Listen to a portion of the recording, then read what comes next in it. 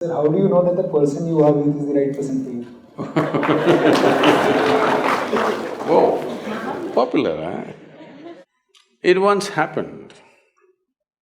Shankaran Pillai was at the family dinner, and when everybody settled down for dinner, he stood up at the table and announced, "I am going to marry Lucy, who's just across the street."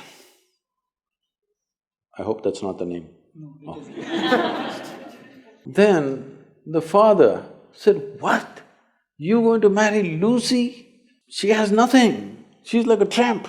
You going to marry that Lucy?" Mother said, "What?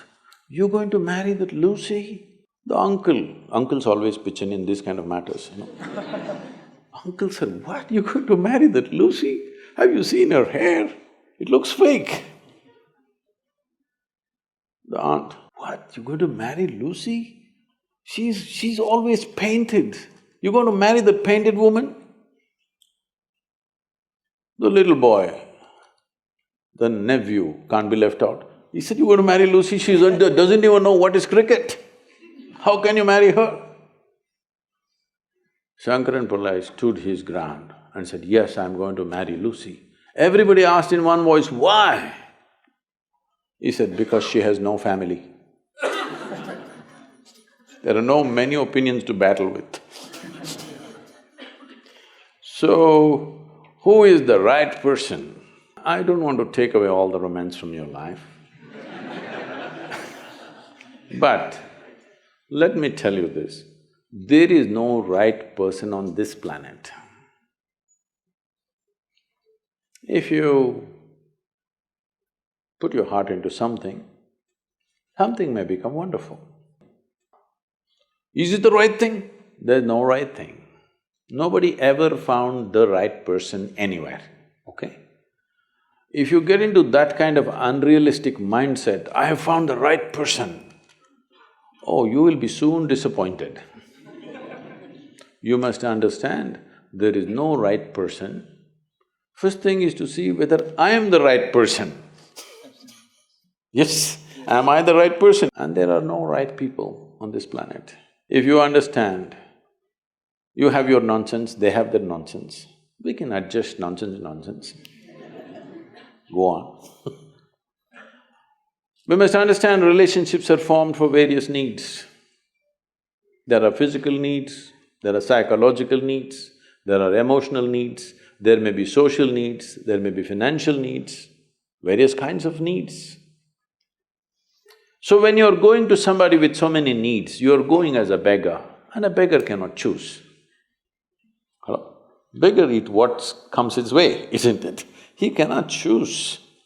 So, if you really want to make a choice in this world, first and foremost thing is, you bring yourself to your place where your experience of life is just pleasant by yourself.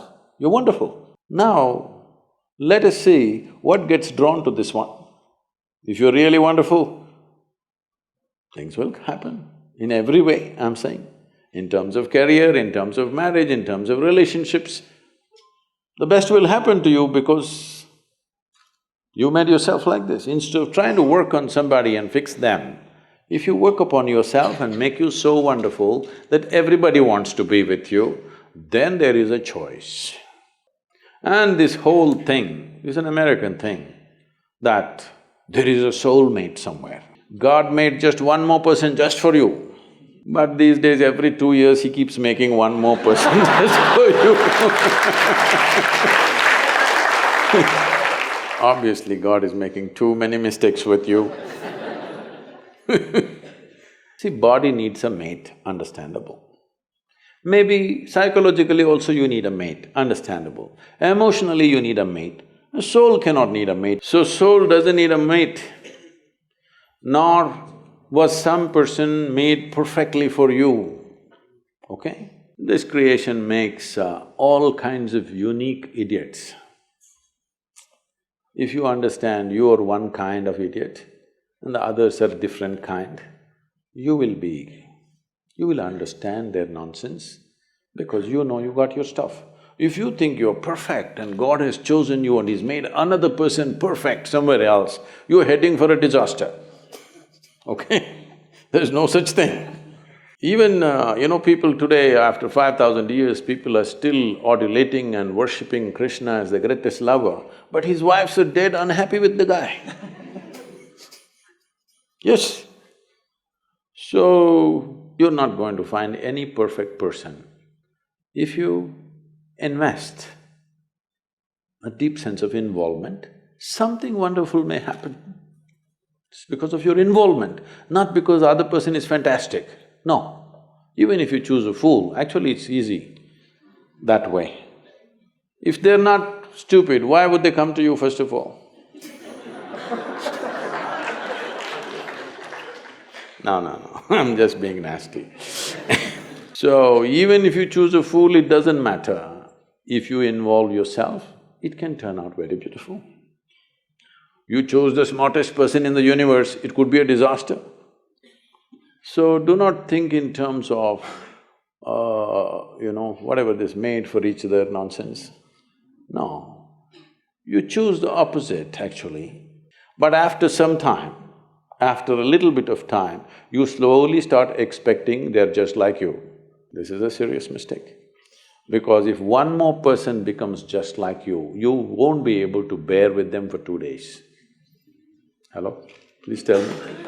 There's one more person just like you at home, could you live there? You're glad they're different. It's wonderful, nobody is like you, isn't it? Nobody is like you on this planet. Try and see. Nobody is like you, and that's good. Don't look for sameness, not necessary. It's the difference which makes the… because of the difference you tango, not otherwise.